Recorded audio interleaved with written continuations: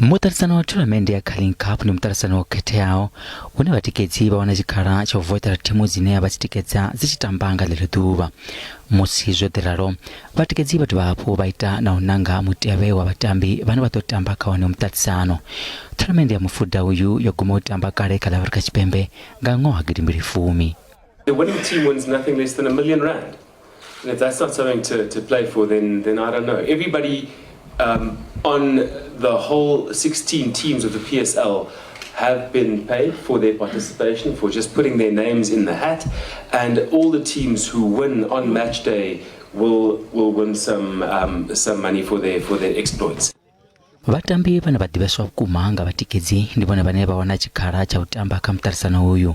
Zworalo vhataleli vha anzela u ṋanga vhatambi vhane vha vhatakalesa ngeno vha songo sedzavho tshivhumbeo khathihi na u lugela ha vhatambi. It's a little bit easier to be in a space where you accept whatever decision has been made, and of course sometimes there are situations where you have 7 midfielders and no defenders.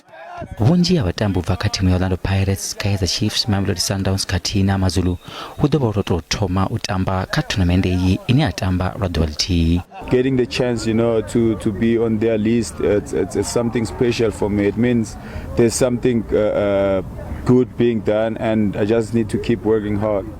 Timu ya Orlando Pirates ine kha ḓi tou bva u thuba tshiphuga tsha M108 i khou pulupela u thuba tshiphuga tsha vhuvhili ri khou tou tevhelelana, nahone Orlando Pirates i khou lavhelela u tamba kha mutambo wa ligi musi tshi ḓo vha tshi khou ombana na Mamelodi Sundowns ngei Loftus-Versfeld nga ḽa Furarunthihi ḽa ṅwedzi wa Nyendavhusiku. We have to make sure that we get positive results, and going to the break with the spirit that we have now. It's a good positive mood in the camp, so we just have to keep that going.